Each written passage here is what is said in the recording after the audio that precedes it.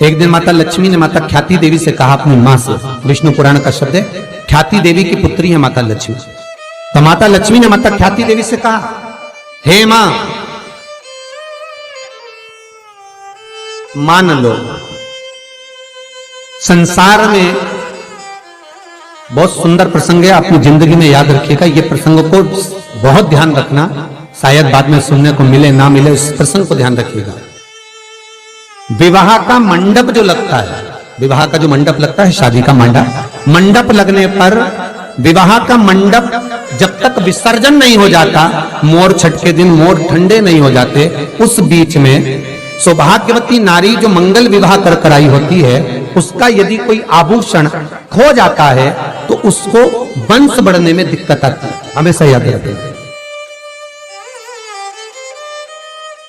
स्वर्ण भाग उसके शरीर को दिया गया आभूषण, उसमें से अगर कोई वस्तु एक लौंग भी खोती है मोर छठ के पहले, अर्थात जब मोर ठंडे हो उसके पहले, मंडप ठंडा उसके पहले, तो वो उसके वंश बढ़ने में तकलीफ होती है, उसका वंश बढ़ने में दिक्कत, पुत्र प्राप्ति के लिए वंश को बढ़ाने में दिक्कत है।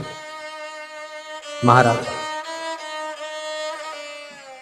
स्वर्ण का कोई मायना नहीं है, पर दिक्कत उस बात की है कि वो चीज गई है तो उसका भाग मनुष्य को भोगना पड़ता है, मनुष्य को। इसलिए बहुत सावधानी हर चीज में। हम तो यहां तक करते, पूजन भी कर रहे हो, पाठ भी कर रहे हो, अर्चना भी कर रहे हो, भगवान की सेवा भी कर रहे हो, तो उसमें भी सावधानी रखें, उसमें भी सावधानी रखें। आपको लग रहा है कि बहुत तेज हवा चल रही है, बहुत तेज वायु चल रही है और मैं जो दिया लगाऊंगी वो ठंडा हो जाएगा, मत लगाओ।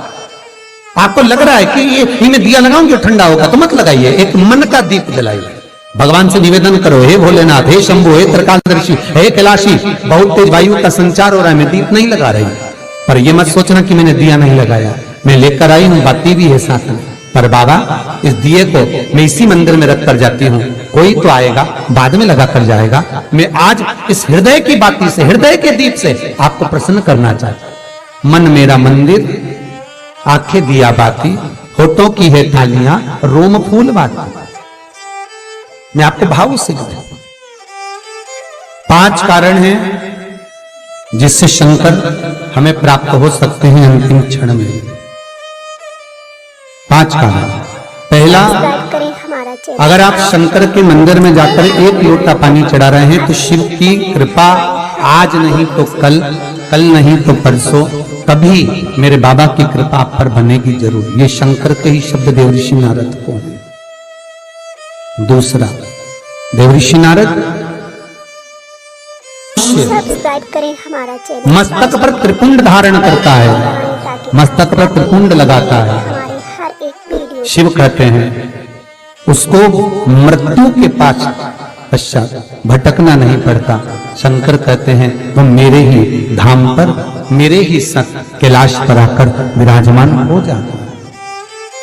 तीसरा, सब्सक्राइब करें हमारा चैनल। के नजदीक में, शंकर के पास में हमारे हर एक जो बेलपत्र का वृक्ष रोपित करता है, बेलपत्र का या शमी का वृक्ष जो लगा देता है और वो बेलपत्र शिव को समर्पित होती रहती है, जब तक वो बेलपत्री का वृक्ष लगा हुआ है और उसकी बेलपत्र शंकर को जब तक चढ़ रही है, उसके वंश का कभी नाश नहीं होता है।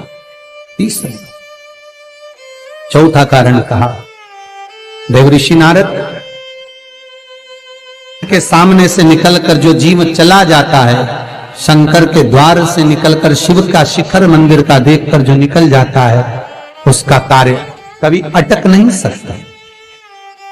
और 5वां कारण शंकर के स्मरण का स्वयं शिव देवऋषि नारद से कह रहा है, नारद, मृत्यु का भय होने पर व्यक्ति जब मृत्यु के भय में पड़ जाता है, कोई बीमारी, कोई रोग, कोई कारण, कोई एक्सीडेंट, कोई कारण में जब मनुष्य फंस जाता है, तो शंकर कहते हैं नारद, उसके मुख से, उसके स्मरण से, उसके परिवार के स्मरण से एक बार भी अगर दिल से मेरा नाम निकलता है तो मैं उस रोग को, उस कष्ट को, उस दुख को अपना जानकर उस कष्ट से निवारण कर दूं। इसलिए हमारे यहाँ अगर किसी का एक्सीडेंट हो गया, कोई रोग हो गया, कोई बीमारी हो गई, कोई दुख आ गया, तो हमारे यहाँ तुरंत ब्राह्मण कहते हैं कि महामृत्युंजय का अनुष्ठान कराइए।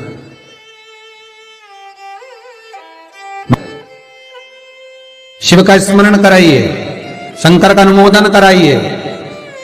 और फिर निवेदन करूंगा, बारंबार कहता हूं, आज फिर निवेदन करता हूं आप सभी से, अगर शरीर में कष्ट है, घुटने कमर में बहुत ज्यादा तकलीफ है, तो प्रदोष के दिन शंकर के, अभी महाशिवरात्रि आने में तो बहुत समय है, पर प्रयास करना कि प्रदोष के दिन शंकर के मंदिर की चौखट पर बैठकर, शंकर के मंदिर के द्वार पर बैठकर, शंकर पर चढ़ी हुई बेलपत्र खाना चबा चबा कर और घर आकर विश्राम कर 2-1 प्रदोष कर देखना, आपके घुटने और कमर में आपको खुद अंतर है। बाबा की बेलपत्र कोई साधारण नहीं है महाराज। वो कहते क्या गुण है महाराज,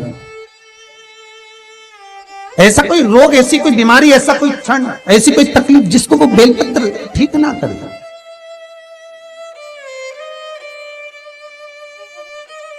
भगवान सुख का भान अपने आप करा देता। जब माता पार्वती जी के साथ में भगवान शंकर का हिमालय राज की नगरी में जब मंगल विवाह होता है, पार्वती मैया भगवान शंकर को पाने के लिए अपनी सखियों के साथ एक गुफा में प्रवेश कर शिवलिंग का पूजन करती है, जैसे हरतालिका तीज का पूजन माताएं करती हैं, पूजन करती है। शिव को पाने के लिए अथक प्रयास मां जब करती है, और शंकर जब माता पार्वती को मिलते हैं, जिस समय पर भगवान शिव और पार्वती की मंगल भावर चल रही होती है, तब माता पार्वती भगवान शिव से कुछ प्रश्न कर लेती है। हे भोलेनाथ, हे शंभु, हे त्रिकालदर्शी कैलाश, मेरे मन के कुछ संशय हैं जिनको मैं भावर के समय पर मिटाना चाहता हूं, जिनको मैं इस भावर के समय पर आपसे श्रवण करना चाहता हूं, मेरे वो संशय आप मिटा दें। पार्वती, ऐसा कौन सा संशय है तुम्हारे भीतर जिसको आप सुनना चाहती हो? पार्वती जी कहती हैं, शिव, वो संशय केवल आप ही समाप्त कर सकते। और बाबा भोलेनाथ जी से माता पार्वती ने कुछ 3 संशय हैं जो माता पार्वती शंकर जी से कहती हैं। पहला संशय माता पार्वती का कि भोलेनाथ, संसार में जिस कन्या का वर के साथ में विवाह होता है, उस विवाह के समय पर वो वर और कन्या किस रूप में रहते हैं? शंकर जी कहते हैं वो वर कन्या में मेरा ही प्रतिबिंब पाया जाता है। क्या कहते हैं कि दूल्हा जो बना है, दुल्हन जो बनी है, वो शंकर और पार्वती का ही प्रतिबिंब है। इसलिए उनसे कहा जाता है तुम इतने दिन कोई काम ना करिए, आराम करिए, भगवत भजन धारण करिए, हल्दी लग गई है तो ये कार्य ना करिए, वो शिव का ही प्रतिबिंब है। दूसरा कारण कहा, जगत संसार में जब संपदा की कमी होती है, जगत संसार में जब लक्ष्मी की कमी होती है, जगत संसार में जब वैभव की कमी होती है, तब वो वैभव प्रदान करने वाला कौन है? शंकर कहते हैं पार्वती, जिस समय पर वैभव और संपदा की कमी हो, पार्वती, संसार का मनुष्य यदि मेरे चरणों का स्मरण करता है, मेरे चरणों का स्मरण करता है, शंकर कहते हैं मैं चोर को जो कुबेर बना सकता हूं, उस कुबेर को उसके घर पर भी भेज सकता हूं, बस मेरे चरणों का स्मरण करे। जब दुख हो, तकलीफ हो, कष्ट हो, वो स्मरण करे। तीसरा कारण कहा महाराज, जगत मिथ्या संसार से जब जीव जाए तो उसको आपकी शरणागति किस भाव से मिले? तो कहा पार्वती, केवल मेरे नाम का मंत्र उच्चारण ही मुझे प्राप्त करा देता है। ऐसे 3 संशय पार्वती जी के मंगल विवाह पर हुए हैं। शिवा